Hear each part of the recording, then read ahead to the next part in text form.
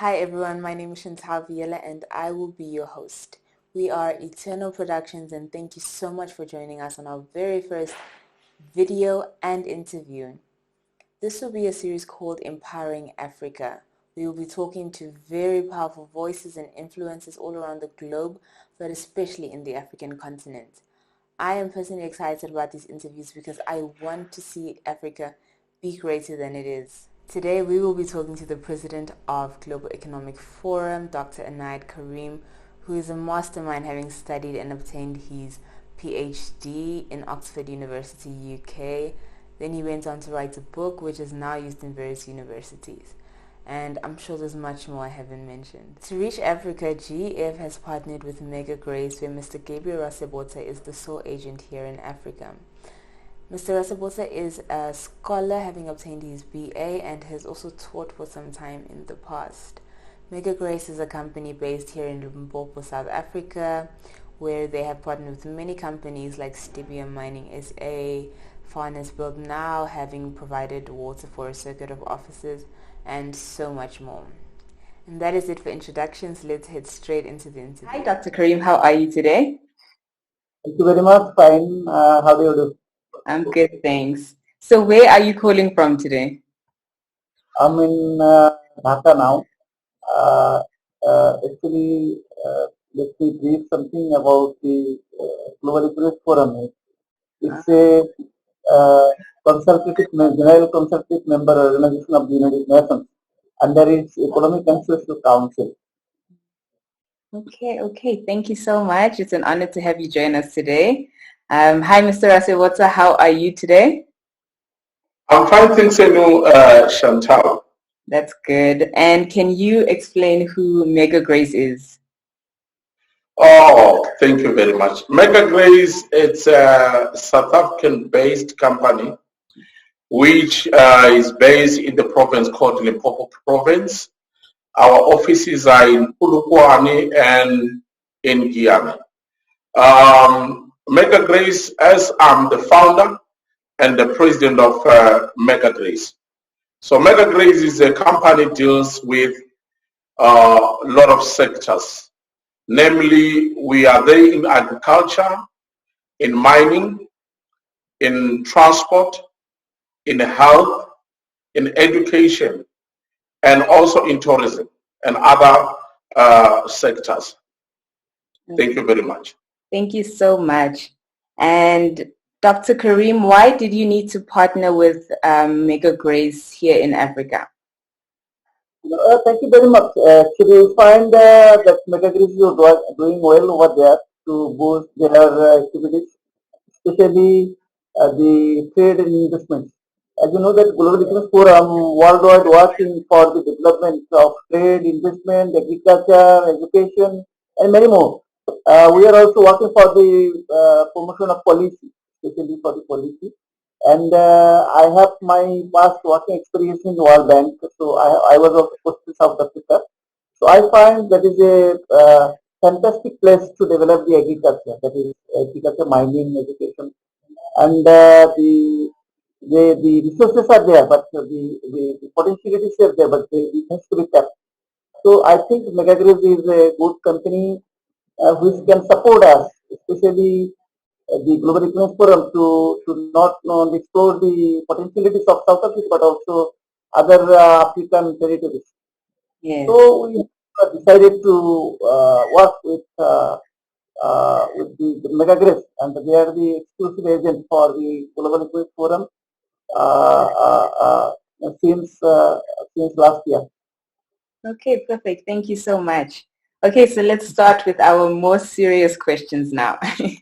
Okay, so based on the research I've done on the GEF website, it states that the objective of GEF is to formulate global economic policies, trade and investment promotion to achieve alignment of wealth for all citizens.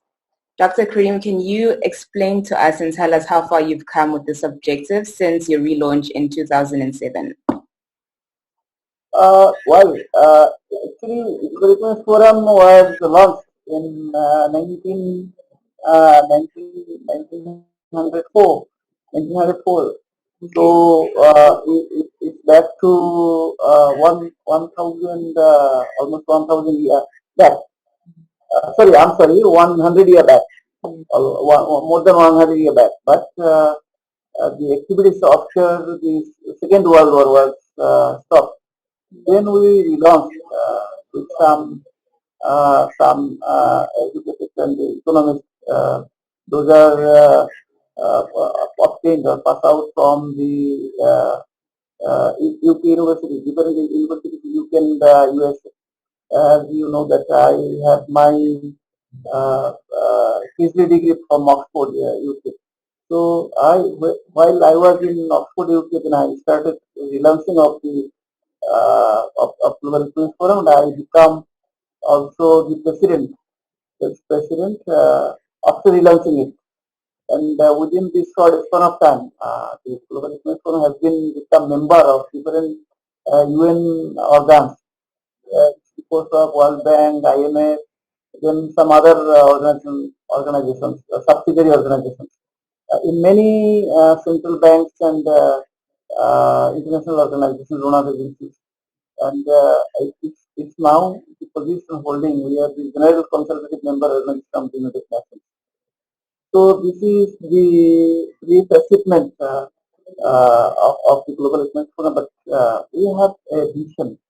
We have a vision to make at least 50 million job opportunities for the globe by the year 2041. Okay. So we are working.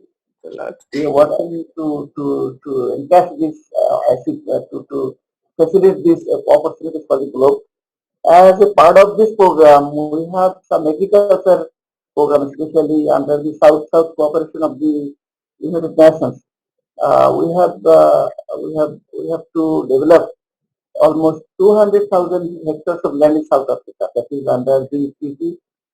This is the South African Authority and the Global Economic Forum. So this land will be developed by the South Asian trained agriculturists, and the South Africa, not only South Africa, the African territory will be a food basket, and Africa could be supply food for the world market, so that the hunger of the world would be actually zero.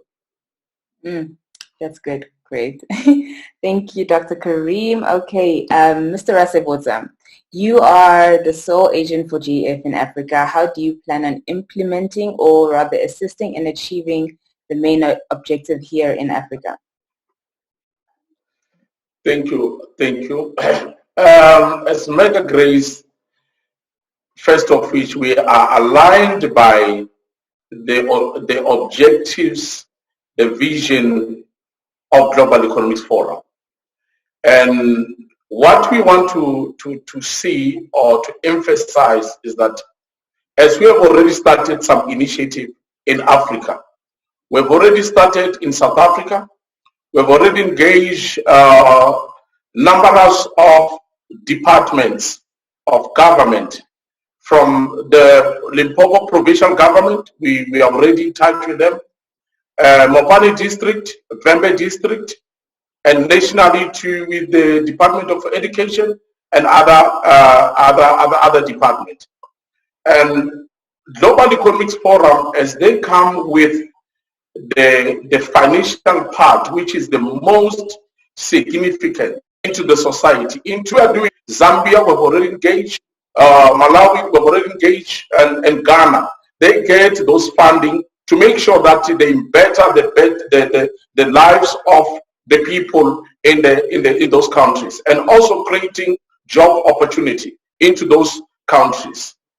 Yes, thank you so much, Mr. Rasebota. Dr. Kareem, can you explain what the 3-0 agenda is and how you plan to achieve this by 2030? Thank you very much for the interesting question. Yes, it's a fantastic program. 3-0 means zero poverty, zero unemployment, and zero carbon emission. So these three, if one country can achieve these 3-0 goals, then definitely it could be a developed country. And so that no hunger, no poverty will be exist, no unemployment will be existing in any territory, any country, a member country of the United Nations. So, if you go for the example for South Africa, the present unemployment rate of South Africa is 32.50% of the total population. So it's a horrible situation. So almost 7.2 million people at this moment in South Africa are unemployed.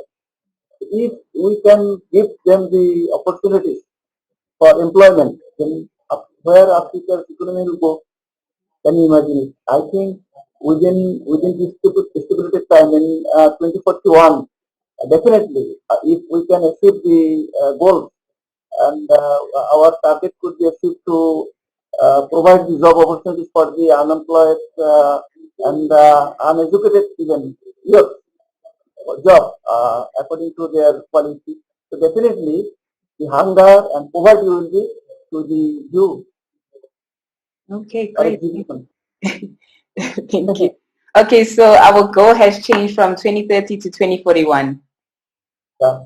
Okay, great. Mr. Rasebota, even with the many strides Africa has made over the decades, it is still considered underdeveloped in 2020. What are your thoughts on this, and what would you focus on in assisting Africa become more developed? Thank you very much, Chantal. I think what is important to make Africa to become to become a developed continent is that hence we have organizations such as Global Economic Forum, GEF, which are coming on board, and they are saying to our people that here we are with solutions for, especially for funding. So the only thing is that we need to mobilize, and I will want to make an appeal to anyone that see this interview all over the continent of Africa, that they should know that there is a Global Economic Forum, which is a solution in terms of the funding that they are looking, in terms of those projects, in no matter public or private sectors. Global Economic Forum, they made their vision very well and very well presented. So what we are saying, let them come on board, because as we have already approached countries such as Malawi and all these other countries, Zambia. So I will appeal with all the head of states or the ministers in charge that they should understand that the Global Economic Forum is there, and our contact we'll share the contact with you so that we can put our contact so that they can get hold of us. Through us as Mega Grace, we will facilitate whatever to Global Economic Forum, because we have got a lot of programs that the Global Economic Forum is coming up with. When we look at on the issue of agriculture, they are there on agriculture to make sure that South Africa become the basket of the whole world. And we know that Africa have land, and the Global Economic Forum, they come with funding, and they also come with skills. They will bring skilled agriculturalists that they can come and help our people in terms of doing those projects. And they do that for free and with no any profit to their side. So we are so happy to be part and parcel of this with our President Dr. Karim, which is coming with the solution to the African countries. Thank you very much. Thank you. On that point, so when people approach you, is there a way for you, is there training involved in any way? So let's say they want to go into agriculture, or will this have to be a part of the educated side that chooses to do agriculture, that needs to know what they're doing? Or do you provide training? Is there like a way for the uneducated side to find an opportunity with GEF and Mega Grace? Yes, as GEF comes on board, they give training to those agriculturalists who are there. And above on that is that in terms of health, The Global Economic Forum, they're here, they're saying, we need any country in Africa that we can put a medical hospital, that we can put a medical university, that we can put all medical colleges, which we can train and have doctors in Africa, rather than, when we've got disasters, we call doctors from abroad. We can produce our own doctors with the help of a Global Economics Forum, which led by our Honorable President, Dr. Karim.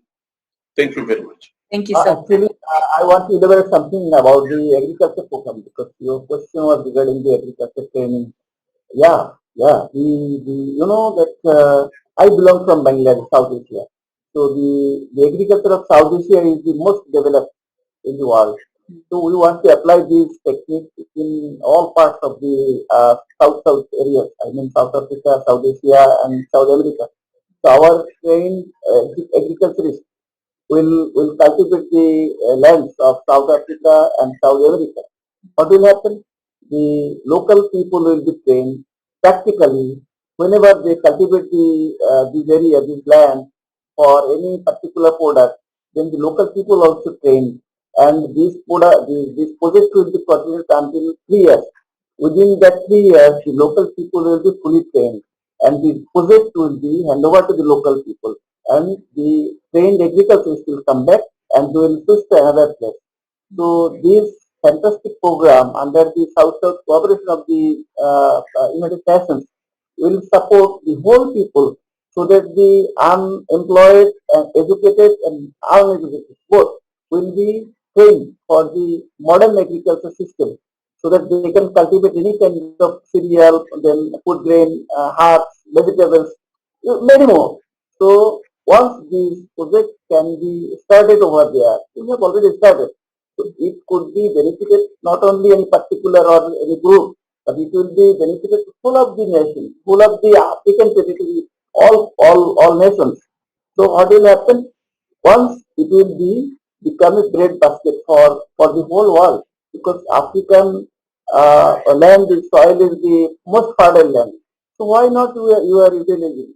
Our people will train the local, they will insist the local people, local landowners to develop their land, to cultivate it, and to make it a source of bread basket for the not only South Africa but other parts of the world. Yes, this is such an important initiative. Thank you so much. Okay, next question. We currently live in a world where we have first female vice presidents, and we are slowly seeing women rising to the top management roles in the corporate world as well. I've noted that on one of GEF's goals is to increase female labor participation. How do you plan on going about this, Dr. Karim? Well, fantastic. Actually, we are not treating it a gender. We treat it a person. Where women or men, women is also treated as person in Global Economic Forum. So the women folk are coming forward in many respects. Even many state heads treat it in Bangladesh. If you consider the perspective of Bangladesh, our Prime Minister and opposition leader both are women. So could you imagine in many parts of the world now the women folk are coming forward.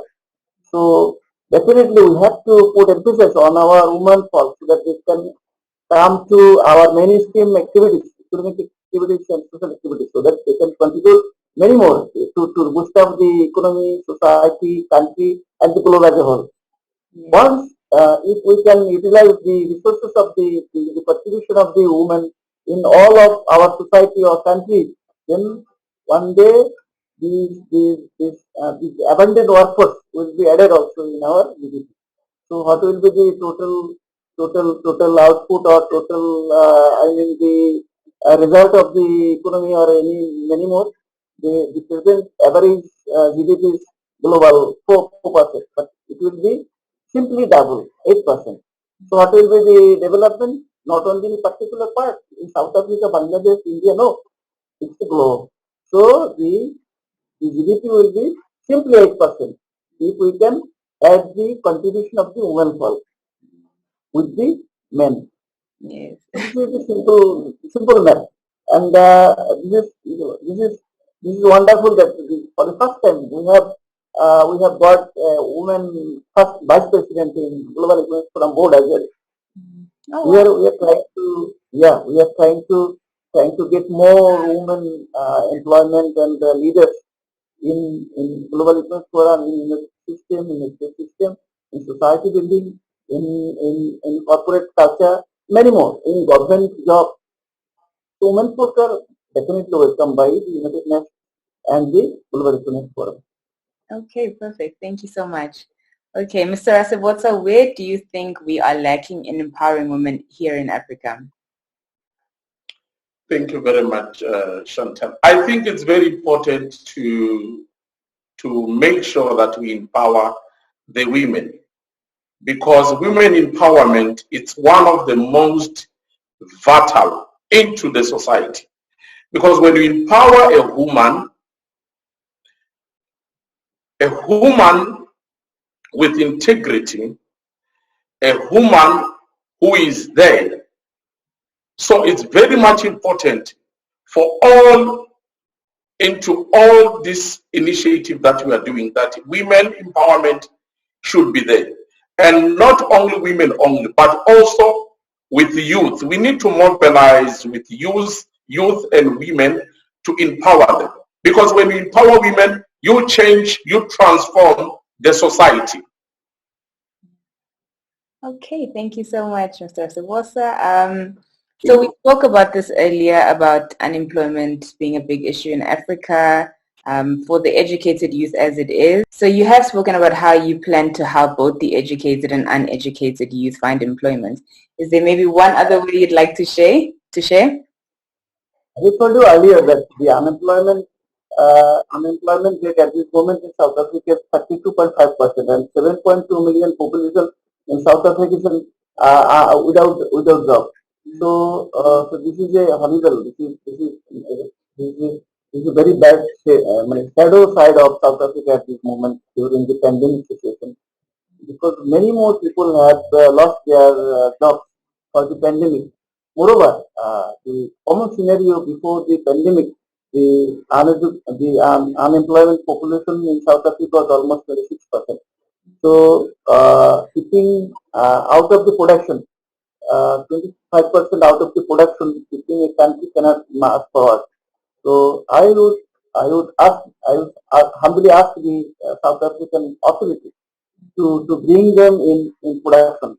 You have whatever the discipline it could be. It could be because resources are there. There are the mining, there are the agriculture land, there are many more resources. So utilize it. So initiative is the first thing, and second thing is the corruption. You have to eradicate corruption. Otherwise, South Africa, being the potential country, having many more resources, cannot march forward, cannot go beyond the poverty level. So I would ask the present South African government. I have my full respect to them because they are doing excellent. But even then, they have to. The ANC have to do many more because the 7.2 million population is a big population. So they have to bring them under the work, and definitely we are ready to give them support in all respects, even in education, as my colleague Mr. Chief is telling you that we are trying to set up some medical universities over there. If we can set up the medical universities, I think 20,000 people will get job opportunities, both educated and uneducated. And many people, not only South Africa, other South African states, neighboring states, or anywhere, they can get the opportunity to study in medical discipline, because at this moment Africa as a continent is facing shortage of huge doctors. So Africa needs huge doctors. They have to put emphasis on the medical study. Otherwise, they cannot come forward in respect of the health services. Because unhealthy man cannot contribute to the society. So, if Africa wants to make a healthy nation, they have to put emphasis on the medical education. So, first of all, it is the food, then the health. So a healthy man can contribute to his family, and the a healthy family can contribute to society, and the healthy society can contribute to the nation. So definitely, the South African authority has to put emphasis to set up this kind of medical university with the hospitals. And the Global Economic Forum is ready to give the full support, not only the technical but also the financial, so that they can give us the permission, support local security. So definitely, our foreign investors will be over there to invest in this kind of sector. Accordingly, we have planned to set up online-based universities so that this kind of pandemic it comes again and again, then what will be the thing? The young generation and the population will be deprived the education now. We have to bring them under the education system. How we can set up the online education system, online university, so that they can attend the classes in cluster classes in different areas. So that, say for example, we can set up a center, a growth center in any village, so that the students of that village will take part over there in the classes, not to come to cities. So and they can also sit in exam. They can the teachers will can evaluate their study progress, everything. So this if this kind of catastrophe come once again, and then it cannot hamper the progress of the education and the economic upward system. So that's why we are planning to set up a number of online universities in South Africa and African region. Okay, that's amazing. Thank you so much. Do you think the mindset people have of work and being employed can also be a problem because we don't think outside the box of business ideas and entrepreneurship? Yes, that might be the fact to that might be the fact. That's why you see a lot of people they don't want to take initiative. But what we are saying to our fellow brothers and sisters, as our president have laid it clear and made it clear to the offer that there is a medical university that we want to build anywhere in Africa, any African country that can come. So this kind of initiative, these are the initiative, and also with an online university, these are the initiatives that can help our people to get education, because without education, education is the key of life, you see. So when someone have education, they are empowered, you see. So but without education, we can't have those kind of business ideas, you see. So for one to have those business ideas, you need education, and of which we are saying to the African countries, we are here with the Global Economic Forum, which comes with the solution. So any countries that they feel they need a medical or hospital, they need a medical university, they need medical colleges, they are there in agriculture, we are available for that offer.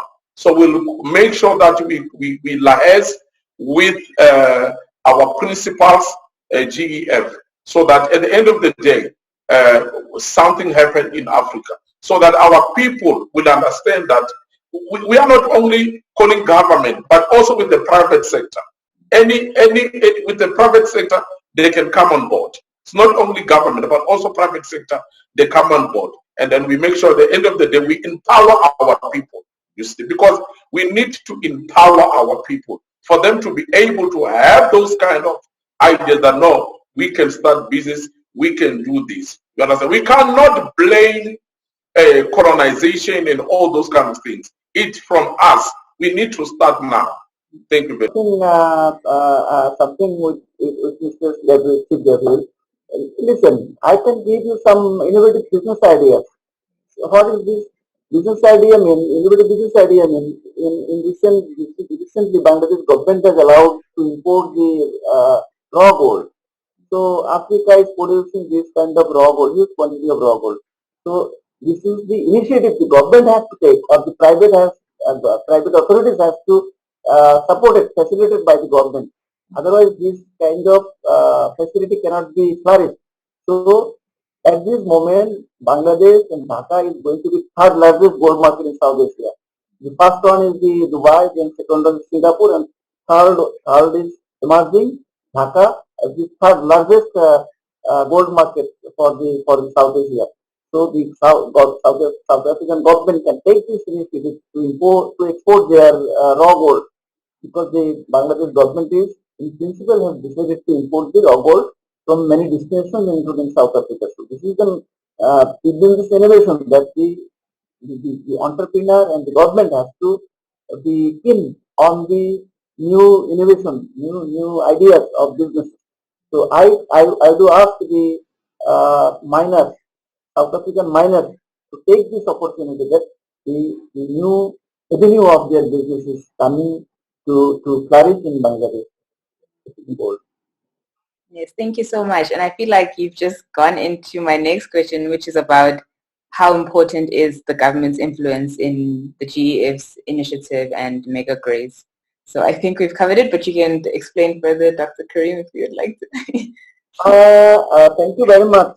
Actually, we want to influence and stimulate the government and the population as a whole, because we do want to treat that every citizen of the world as under the global village. So every citizen is equal. So his right, his due right has to be ensured by the state, and the government has to ensure the citizen right, his due course of action, so that he can contribute in the society, he can get the equal opportunity to get these facilities. But in many countries, especially South Africa, because corruption is there and some political confusions are there. Not in South Africa. I'm not particularly telling about the South Africa, some South African countries. As you know, that Bangladesh is at this moment is largest peacekeeping centers. So our army, our police forces, our combined corps, they are taking part in many South African countries to keep the peace. So I would ask, humbly request the authorities to overcome this kind of this problem of the peace, so that this country and these people could be prosperous. Without the prosper, the country cannot progress fast, because at this moment the muscle power is not the power, economic power is the superpower. So what about happening? I'm telling you an example regarding China. The China in the recent years is going to boom as the world economic leader. So this is the headache of even USA. So what will happen? Other nation has to come forward. Other nation has to come forward. At this moment, Bangladesh is the number one supplier of ready-made garments in the world market. So why not the African country? Many Bangladeshi entrepreneurs are setting their factories in African territory, because their labor is cheap, their land is available, but they have to develop the infrastructure. They have to develop the electricity, telecommunication, road transportation system.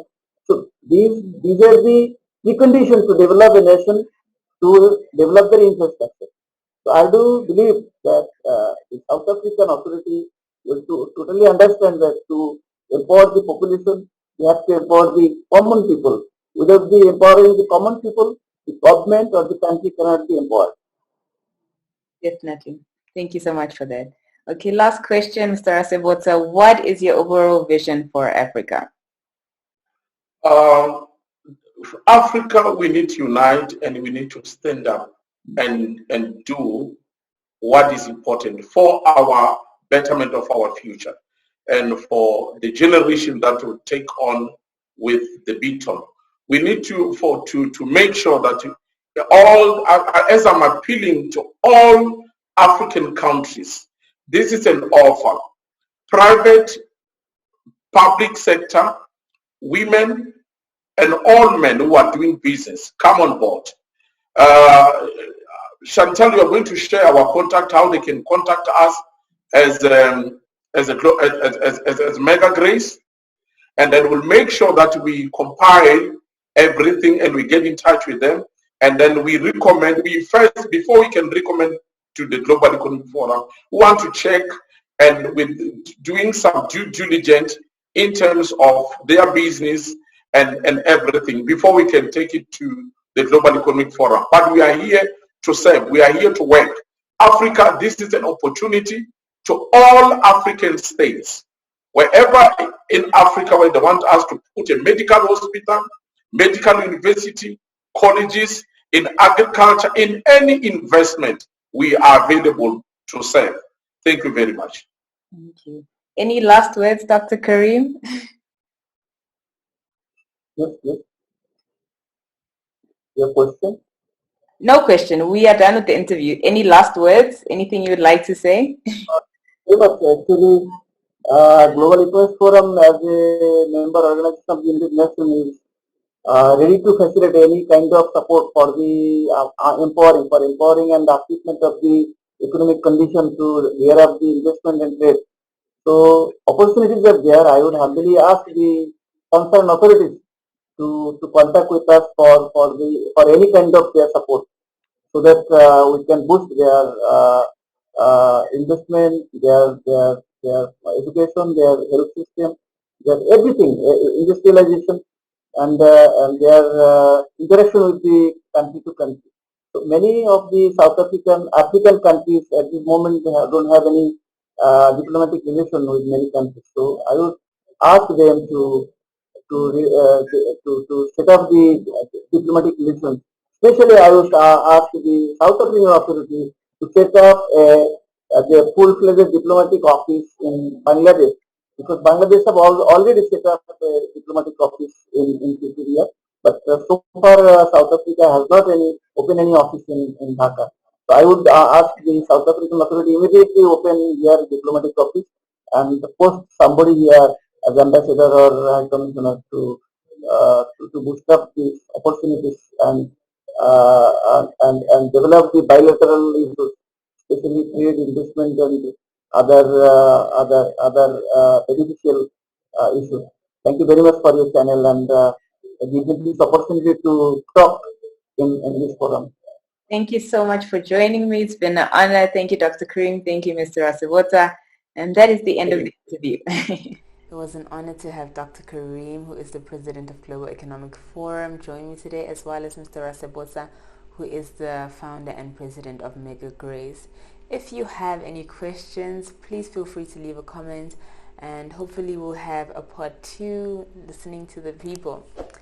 So please like and subscribe to our channel. We will definitely be back with more.